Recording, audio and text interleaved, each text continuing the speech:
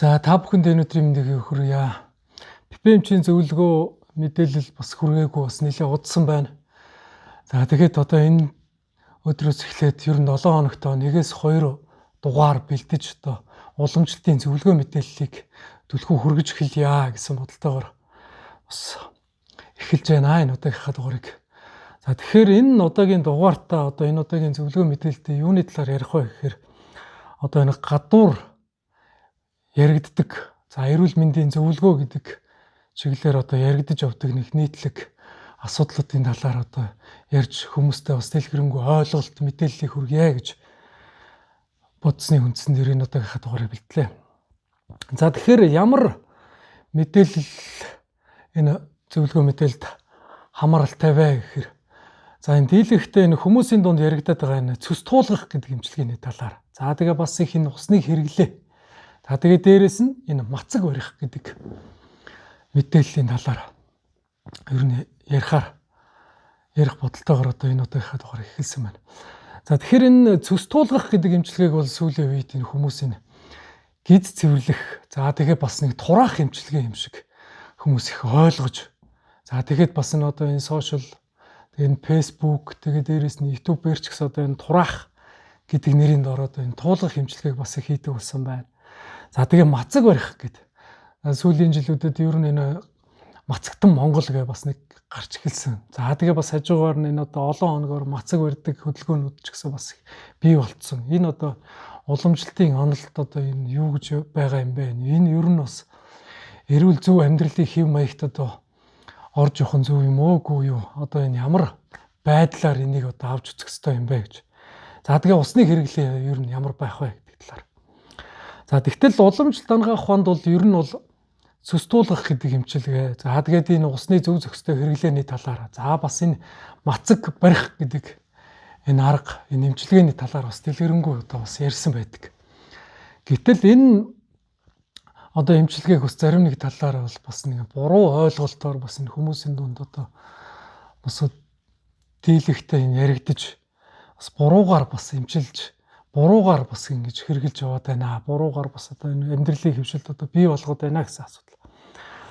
За тэгтэл хүн болгонд бас энэ цэс туулгах за тэгээд энэ усны зөв зохистой хэрэглээ одоо энэ Япон эрдэмтний судалгаагаар одоо 1 кг хэмжээний тутамд 40 мл уух хэрэгтэй гэл ус уух хэрэгтэй гэл яриад байна шүү дээ тий. За бас энэ ингээл хүн болгонд яг адилхан мацаг бариулаад байдаг энэ одоо энэ зөв юм уу буруу юм уу гэж.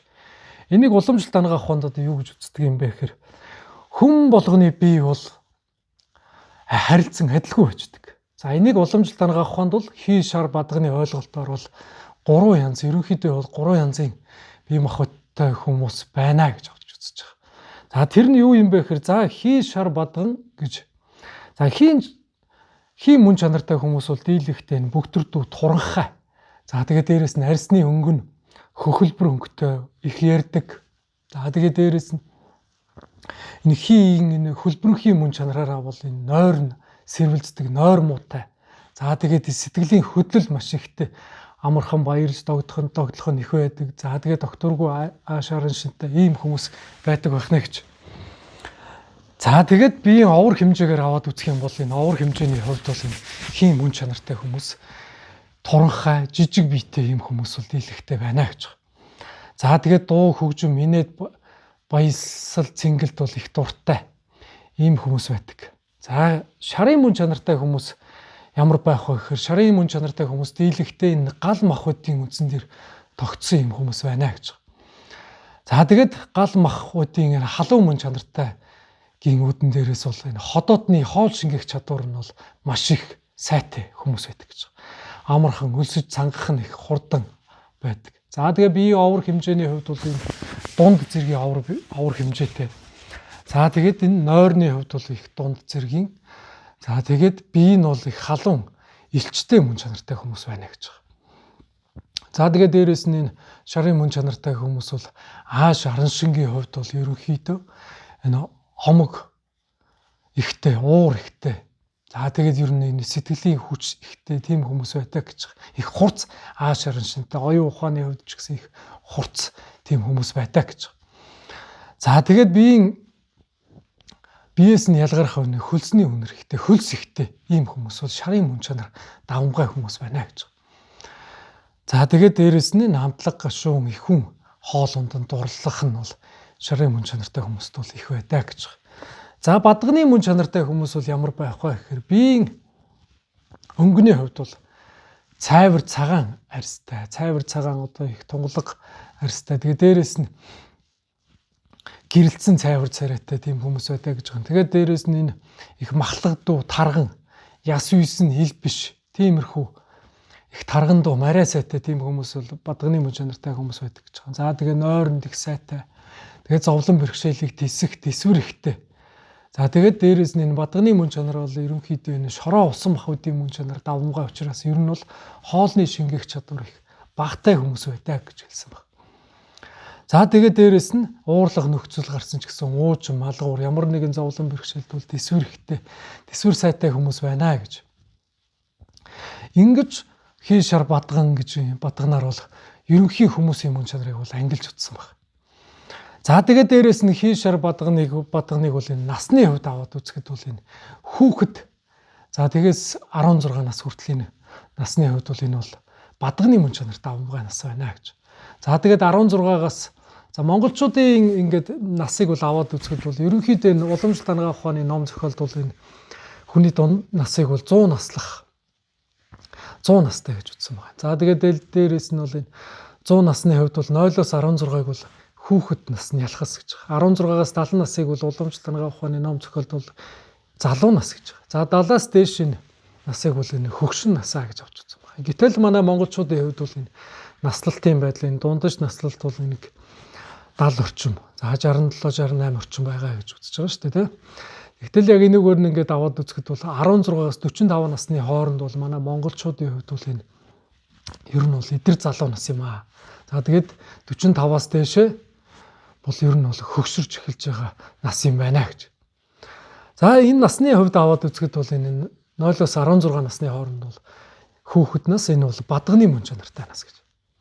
За тэгээд 16-аас 45 насыг бол эдэр залуу нас бол энэ шарын мөн чанар давмгай нас гэж хэлсэн байна.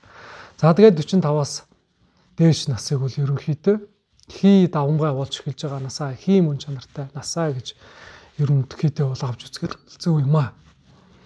За энэ байдлаар аваад үзэхэд бол ер нь бол нөгөө энэ туулах хийлгэж байгаа, мацаг барьж байгаа. Тэгээд дээрэс нь энэ нөгөө нэг олон хоногоор мацаг барьж байгаа. Дээрэс нь энэ усны хэрэглээг одоо яаж зөв зохистойгоор хэрэглэх ёстой юм бэ гэж.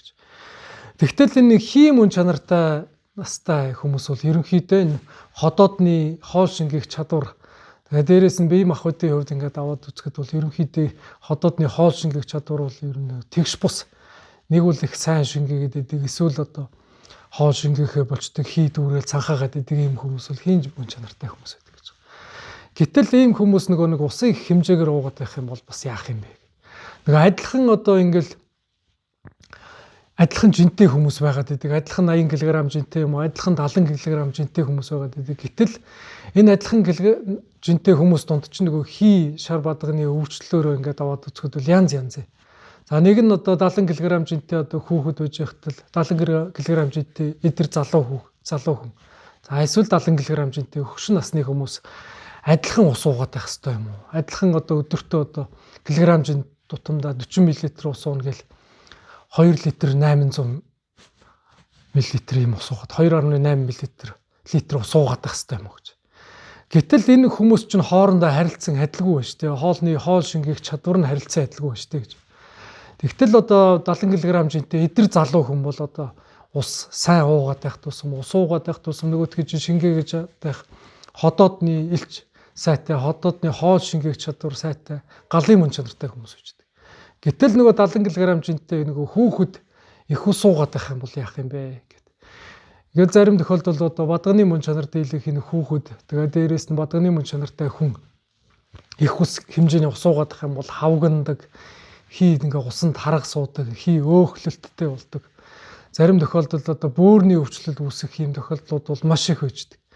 Тэгтэл энэ хүн болгонд одоо харилцсан одоо адилгүйгээр нэг одоо юугаар л одоо нэг хэмжээтэйгээр л адилхан ус уугаатай бол одоо болох уугүй юу гэдгийг бас бодож үзэх хэрэгтэй. Бас ингээл уламжлалтын эмчтэр ирж үзүүлж байгаа хүмүүс дунд бол ингээл хавганцсан ус их уусаар гоод хавганцсан улсууд бас их байдаг. За зарим тохиолдолд ус ерөөсөө уухгүй байсаар гоод энэ бөөрийн шохоожилт юм уу үүсгэсэн хүн байж идэг. Энэ болгоныгоо одоо хүн өөрийнхөө бие махбодод тохируулж авч үзэж явах хэрэгтэй. Тохируулж одоо хэрэгжилж явах хэрэгтэй юм аа гэдгийг л хэлэх гээд байна. За зарим тохиолдолд одоо сүүлийн үед энэ туулга гэдэг юмыг их хийдэг болсон байна. Улирал харгалзахгүйгээр одоо энэ туулгаад идэг. Одоо ингээл энэ Facebook, сошиал орол одоо дүүрэн одоо энэ гизний цэвэрлэгээ цэсний туулга хийлгийа. Цэсний туулга хийлгэх юм бол одоо тэдээс тэдэн сантиметр одоо хилийн тойргоор тураадаг юм а гэсэн ийм асуудал ярьдаг хүмүүс бол одоо маш их болцсон байна. Тэгэл нэг хэдэн хүмүүсийг нэг групптэй байчаал яг адилхан хэмжээтэйгээр ингээл туулгаал явдаг. Энийг уламжлалт ангаах ухааны ном зохиолд одоо юу гэж бичсэн байдг юм бэ гэдэг талаар бас нэг ярих хэрэгтэй. Гэтэл элэг зүс шарын халуун гэдэг юм одоо босдог улирал гэж бас байна гэж уламжлалт ангаах ухаанд. За тэгтэл уламжлалт ангаах ухаанд энийг одоо яаж тайлбарлсан байдаг вэ гэхээр энэ зун бол одоо энэ шарын халуун, элэг зүсний халуун бол өөрийнхөө орондоо хурж идэг юм аа. Элэг зүсний халуун ч одоо хурж идэг. За энэ хурж явах үед нь уламжлалтын ном зохиолд бол одоо амьрлуулах эмчилгээ хийх хэрэгтэй гэж байна. За тэгэхээр амьрлуулах эмчилгээнд нь юу байдаг вэ гэхээр ер нь бол эм тан өгöd өөрийнх нь оронд одоо ихсээд байгаа тэр арвдаад байгаа тэр имийг бол одоо бууруулах, өөрийнх нь оронд нь одоо хураах тийм эмчилгээнүүдийг хийнэ гэж байна. За тэгээд намрын халуун ингээд улирал болоод одоо намрын халуунд ч одоо бүх юм боловсроод, жимс ногоо боловсроод, мах амтэн тарга твэргээ аваад одоо гүйцэд боловсроод ингээд дотор одоо биеийн их цайтай ийм улирал эхэлж байдаг гэж байна. Энэ улиралд бол нөгөө элэг зүсний халуун чи яг нөгөө босч идэг улирал. Энэ үед нь бол уламжлалт ангаах ухааны ном зохиол бичснээр бол яг энэ үед нь зүсний туулга одоо хийжээвэл зүсний элэг зүсний халуун өвчнөр бол одоо өвдөхгүй маа гэдэг үндсийг үл ярьж байгаа. За тэгээд энэ онлын тухайдад бол одоо эрүүл өвчнгүй байхын тулд одоо намрын улирал одоо зүсний туулга хийлгэж одоо өвчнөөс элэг зүсний халуун өвчнөөс бол өрчсөн сэргийлэх хэрэгтэй юм а гэдгийг бол хэлсэн байна. Гэтэл энэ улирлын мөн чанаргүйгээр одоо өвөлчгөл туулгадаг, хаварчгэл туулгадаг, зун ингээл туулга хийдэг. Одоо жилийн 4 улиралд одоо турах зорилготойгоор л одоо туулгаад байна. Энэ одоо зөв үү буруу юу гэж. Тэгтэл одоо ингээл удахгүй одоо ингээд намрын халуун болж байна. Удахгүй ингээл одоо шинэ жил ингээл гараад ирнэ. Одоо шинэ жилийн өмнө эмэгтэйчүүдэд хандсан одоо нөгөө нэг мэдээлэл хийдэг хүмүүс ч одоо ингээл дэлгэрэл гараад ирнэ харж л байгаа. Гэтэл одоо шинэ жилээс өмнө одоо 5-аас 10 кг чи одоо турах хүсэлтэй, хэвлийн тойргоос 5-аас 10 см хасах хүсэлтэй хүн байвал ийм группт ороод ирээ. Ингээд тураагаад өгөө. Ингээл цэсний туулга хийгээд ингээд тураачдаг юм а гэдэг асуудал яриад. Энэнийг одоо уламжлалт ангаах ухааны онол дээр одоо зөв юм уу, буруу юм уу гэдгийг одоо бичсэн байгаа юм. За тэгтэл энийг ингэж хэлж байна. Ер нь нэг 4 үндсэн зарчмаар хэлсэн байгаа. Цэсний энэ туулгыг ингээд хийгээд байх юм бол цэсний туулга хэтрэх гэдэг юм. Цаггүйгээр л одоо нөгөө жилийн 4 улиралд ингээд туулгаад байвал одоо яах юм бэ гэж хэмжээгүйгээр ингээд туулгаад байх юм бол. Тэгтэл туулга ингээд хэтрэх юм бол ходоодны галын элчийг сөнөөнө гэж хэлсэн байна. Ходоодны галын элч сөнөөд эхлэх юм бол хоол шингээх чадвар байхгүй болчдөг. Ямар ч хоол идсэн одоо шингээж чадахгүй болчдөг. Нөгөө нэг цөсний халуун гэдэг юм чинь нөгөө нэг хоол боловсруулах хэрэгтний үйл ажиллагааг ч одоо дэмжиж гал махбодын мөн чанартай болохоор хоолыг шингээж идэг мөн чанар юм байна л да. Тэгтэл энэ халуун мөн чанарыг ч нөгөө туулга хийсээр байгаа дараад эхлэхээр ходоодны элччин байхгүй болоод хүйтэн мөн чанар давмгай болж эхэлж байгаа. Ингээд эхлэх юм бол хоол ч нөгөө шингэхээ болж эхэлдэг. Энийг мэдэхгүйгээр л зөвхөн одоо нөгөө би турья гэдэг үндсэн дээр л одоо туулга хийлгээд байна шүү дээ, тий. Уламжлалтын эмчнэр дээр одоо туулга хийлгээд буруутгсан хүмүүс бол зөндөө байгаа. Зөндөө ирж үзүүлдэг. Би одоо ингээд туулга хийлгцэн чи дараад ингээ хоол идээд хоол шингэхээ болчлоо одоо яах вэ гэдэг асуудал ярьж байгаа хүмүүс бол маш их ирдэг. Тийм учраас энийг бас бодолцож үзэх хэрэгтэй. Зорилгоо бас тодорхойлох хэрэгтэй. Би одоо ямар үндсэн дээр би туулга хийх гээд байгаа юм бэ? Миний зорилго одоо турах зорилготой бол одоо энэ туулга хийх нь зөв юм уу гэдэг. Ийм имийг бол бас бодож явах хэрэгтэй шүү гэдэг. За тэгтэл хоёрт нь одоо ямар байдаг вэ гэхээр туулга дутуудах юм бол бас нөгөө туулах чинь дутууд нь гэж байдаг байна шүү дээ. Дөнгөж ингээд туулгаад ингээд гүйц туулахгүй нөгөө халуун мөн чанарын чинь ингээд тэгштгэж оронд нь ингээд хэмжээнд нь хуваачтал туулахгүй болохоор туулга дутууд нь гэдэг асуудал бас байна гэж. Туулга дутуудаад байх юм бол яадаг вэ гэхээр ингээд ходоодонд орсон нөгөө туулгын эм тан уугаад гүйлгээд эхэлдэг, сайхан гүйлгээд эхэлж жетэл ингээд хэмжээг нь гүйцэтгэх хийхгүй болохоор ходоодны нөгөө халуун илэгдсэний халуун мөн чанарыг чинь туулгаар нөгөө туулагч өөрөө ширүүнцэл болохоор хий хөдлөж эхэлж байгаа. Хий хөдлөөд эхлэх юм бол нөгөө халуун мөн чанарыг чинь үлээгээд ирэхээр туулганы дараа энэ ходоод орчим халуун өргөж халууд өгж өвдөд иддэг. Ийм зөвөртэй хүн зөндөө байгаа. Нөгөө сошиалор одоо гэрээр одоо туулгаж байгаа хүмүүс чинь тэр болгоо зөв туулгаж чадахгүй шүү дээ, тий. Тэгтэл ингээд туулгын юм тан уучвал хэсэг гүйлгэж байгаа нөгөө туулга зогсоочдөг. Тэгээ нөгөө туулга нь одоо гүйцэд хэмжээндээ болсон юм уу, болоогүй юм уу ингээ байж идэл туулгын дараа нөгөө ходоодоор нь халуун өргөж өвдөдөд ийм зөвөр илэрж байгаа хүмүүс бол зөндөө байдаг. Энийг бас бодолцож үзэх хэрэгтэй. За тэгээд туулга хийхэд бас болохгүй нас гэж байна. За нөгөө хий мөн чанар давмгаа нөгөө хөгшүү хүмүүс чинь туулга хийлгэж болохгүй шүү дээ, тий. Нөгөө туулга хийгээд их юм бол нөгөө хий махуд хий чинь нөгөө их аривдаад эхлэхээр туулганы дараа нөгөө өтгөн хатах, ходоодоор нь халуун өргөх, зарим тохиолдолд нойр гүтэх ийм зөвөрүүд бол маш их болдог. Энийг бас бодож үзэх хэрэгтэй. Тэр болгон уламжлалтын эмчнэр бол хөгшүү хүмүүст бол туулга эмчилгээг бол зөвлөдгөө. За тэгээд дээрэс нь болохгүй хүн гэж. Тэгэхээр ямар тохиолдолд вэ гэхээр нөгөө нэг ямар нэгэн одоо өвчтөй тэр дундаа энэ ерөөсөө энэ өтгөн хатдаг, нойр гүтдэг. За тэгээд дээрэс нь энэ сарын тэмдгийн алдагдaltaй, сарын тэмдэг алдагдсан. Дээрэс нь хий бүрэлцэн өвчнүүд гэж байгаа. Толгойн хий бүрэлцсэн, нөгөө толгой өвддөг. Ходоодны зарим тохиолдолд ходоодны хатангаршилт үүссэн гэж байгаа. Энэ ходоодны хий, гэлэгдсний хий үүссэн, гидсний хий үүссэн, өтгий хатдаг, гидсний хий дүүрч цанхаадаг ийм хүмүүс бол урд нь бол эмчилгээ хийлгэж туулгахыг бол заавал хэлсэн байж байгаа. За тэгээд дээрэс нь болохгүй хүн гэдэг дотроо бол нөгөө жирэмсэн хөхүүл ийм хүмүүс бас туулга хийхийг хориглодог.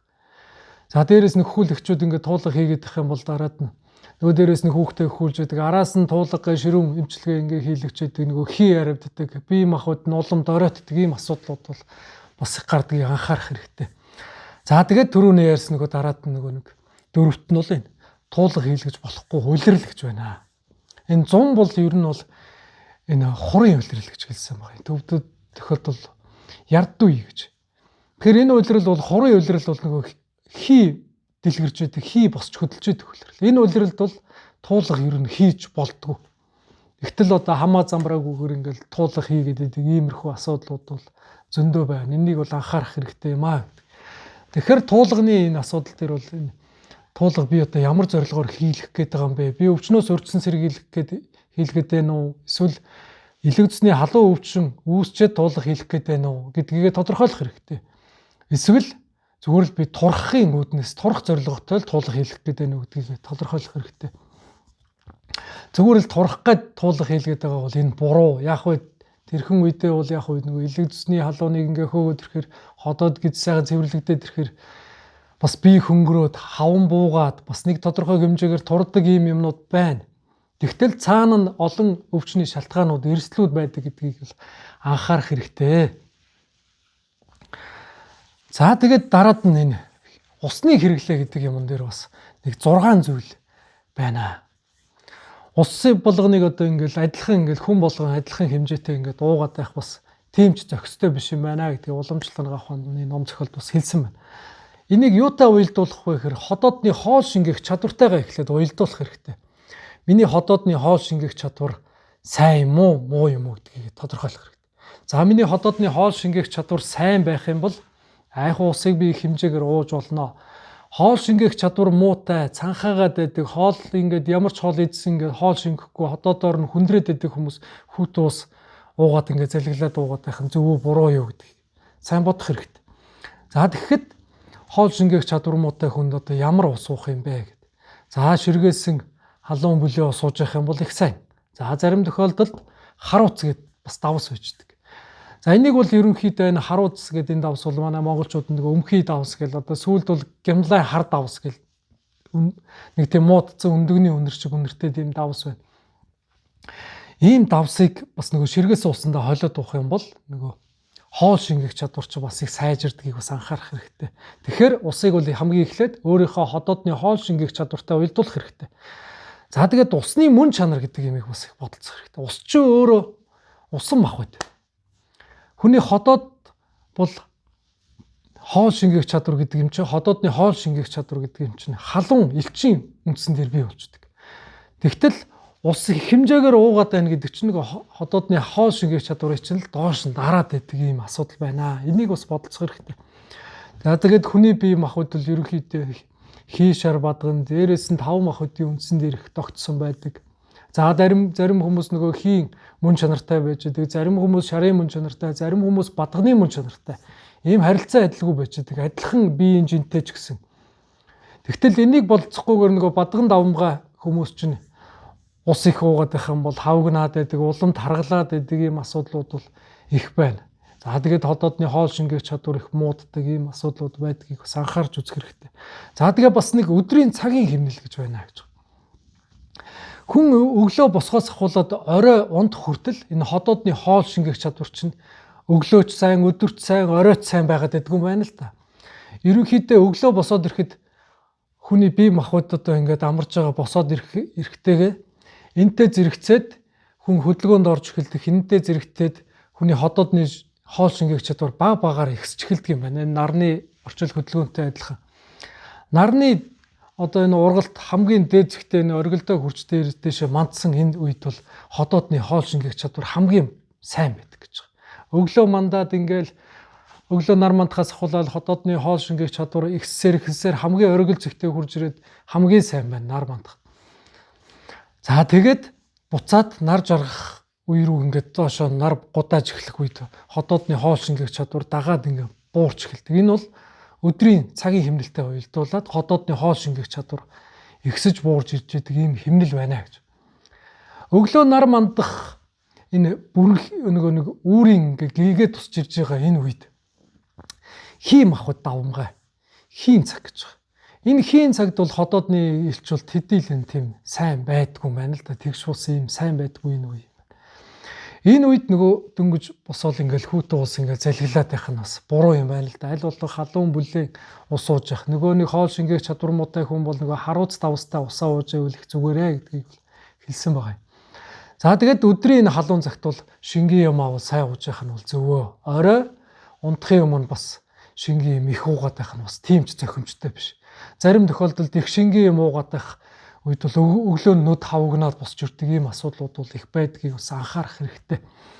За тэгээд энэ ус шингэн энэ юмныхаа зөв зохистой тэнцвэрт байдлыг бол хадгалах хэрэгтэй шүү гэдгийг бол анхааруулмаар байна. Энэ бөөр гэдэг эргэтэн чинь бол энэ судсаар гүйж байгаа цус тэгээд дээрээс нь бид эргэлдэж байгаа энэ шингэнийг бол зохицуулж идэг юм байна.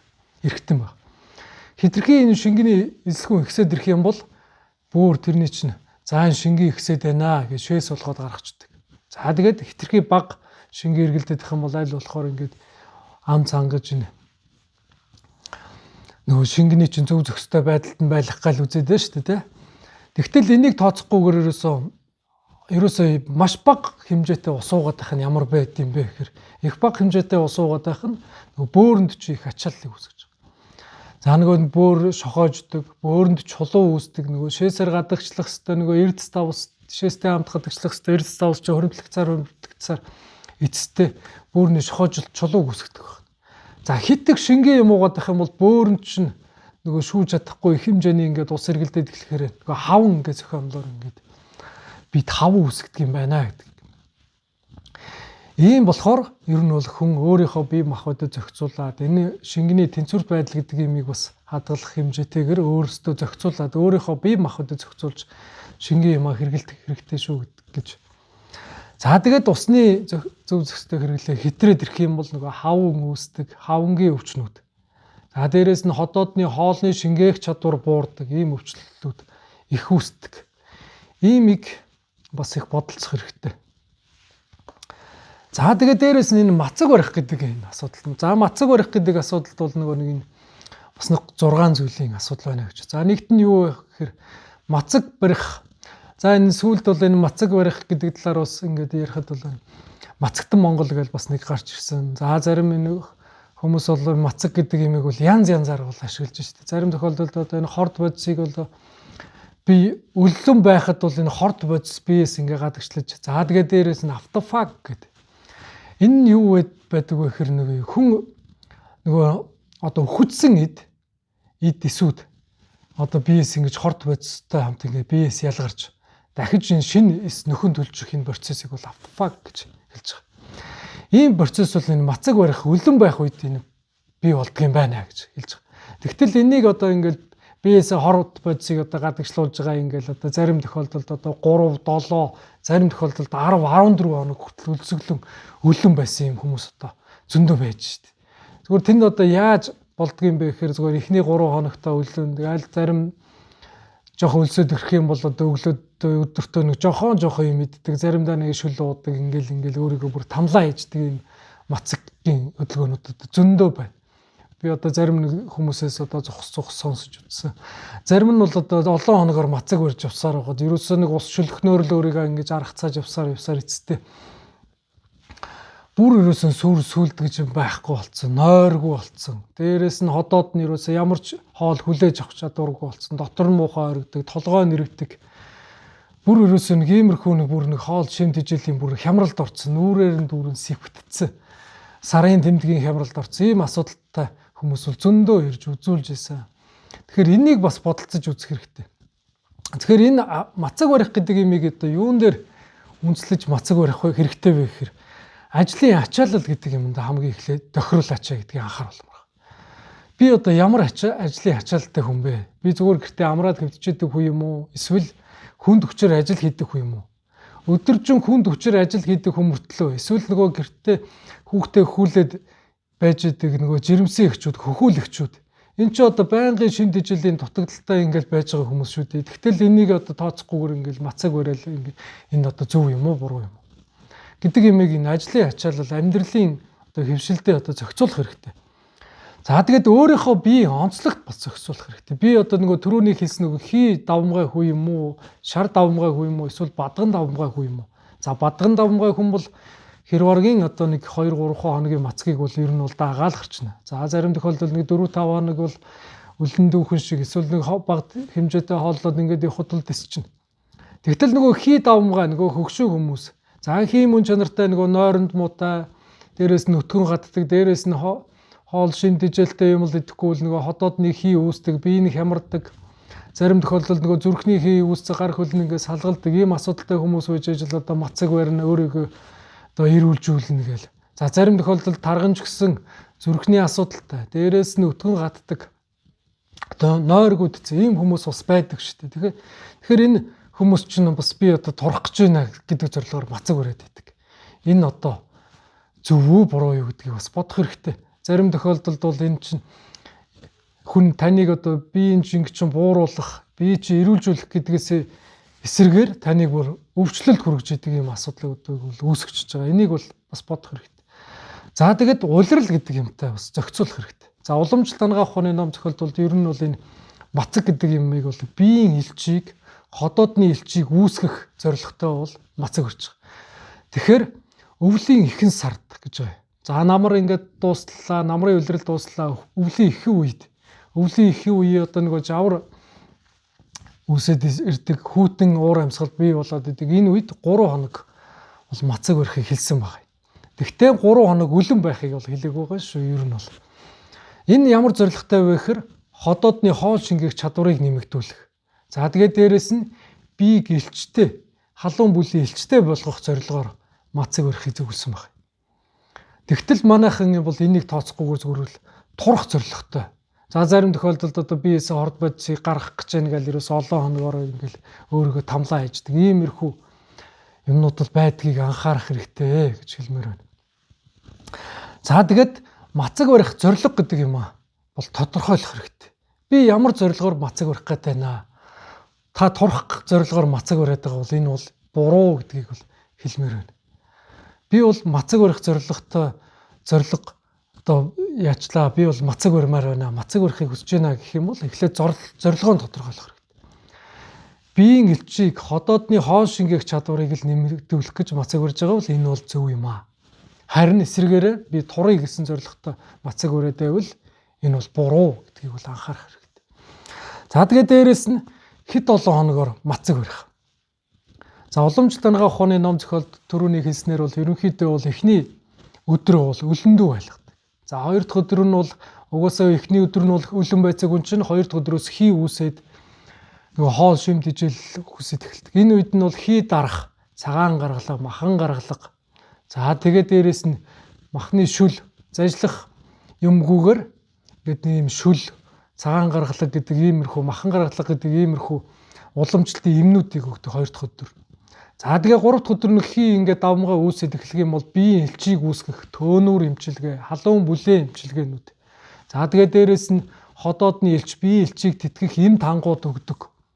Ингэжээж нөгөө нэг мацаг барих барьж ходоодны элч, биеийн элчийг тэтгэдэг. Ийм байдлаар. Иннээс илүүгээр бол 3-аас илүүгээр хоног мацаг барихыг бол ерөөсөө уламжлалт ангаах ухааны ном зохиолдол бичдэг. Зөвлөдгөө ер нь уламжлалтын эмчнэр. Тэгтэл одоо ингээл тиймч судалгаа байна, иймч юм байна, иймч гоё үр дүнд хүрчлээ гэл одоо нэг зарим талаараа бол одоо маш гоё үр дүнгүүд амлаад таны одоо 5 төгрөгийг чинь салгах гэсэн аргууд бол зөндөө байна шүү дээ. Энийг бол анхаарч үзэх хэрэгтэй. Зарим тохиолдолд одоо хүний бие махбодыг зохицохгүй одоо ингээл та өөрийнхөө бие махбодыг одоо зөвлөж байгаа тэр хүнд үзүүлэхгүйгээр онлайнаар ингээл хин нэгний зөвлөсөн юмыг энэ надад сайн юм а гэл ингээл туршиж үзээд байгаа бол энэ бол эцэстээ таныг одоо өвчлөлт хүргэх архаг хүнд өвчин үүсгэх эрсдлийг бол бий болгож байгаа шүү гэдгийг бол анхаарах хэрэгтэй гэж хэлмээр. За тэгээд мацаг барихыг буруутгах гэдэг эцэст нь. За ингээ мацаг барихыг ингээ буруутуудаад эхэлчих юм бол одоо нэг өөртөө зохирохгүйгээр өөрийнхөө буруу тавьсан зорилгоороо ингээ мацаг барьчих юм бол яах вэ гэх юм бол сарын тэмдгийг хямралд өртнө гэж байгаа эмэгтэйчүүд. За зүрхний хий үүснэ, толгойн хий үүснэ. Ингэх юм бол зүрхээр нь хатгуулна, толгойн өвдөлтүүд үүснэ. Ходоодны хоол шингээх чадвар муудна. Бүр ходоод хоолны үнэр авах юм бол одоо ойгуулдаг, дотор муухаар өгдөг ийм завир. Дээрээс нь өтгөн хатна. За тэгээд ерөөсөн унтаж чадахгүй нойр сэрвэлздэг, жихэн шуугдаг, зарим тохиолдолд бүр дүлээрдэг, ирүүн гацаж ээрдэг, хилэн чулчирдаг ч гэдэг юм уу. Иймэрхүү олон төрлийн зовирууд нөгөө мацаг барихыг буруутгуулсантай уйлдсан иймэрхүү зовирууд бол их гараад эхэлдэг. Зарим хүмүүст бол иймэрхүү зовирууд илэрцэх хүмүүс ч гэсэн зөндөө байждаг. Энэ болгоныг бол анхаарч үзэх хэрэгтэй гэж хэлмээр байна. За тэгээд өнөөдрийн зөвлөгөө мэдээлэл ингээд таалагдсан бол одоо бусдтай хүргээрэй. За тэгээд дараагийн зөвлөгөө мэдээлэлд ямар сэдвээр ямар зөвлөгөө мэдээлэл авахыг хүсэж байгаагаа комент хэсэгт бичээрэй. За баярлалаа.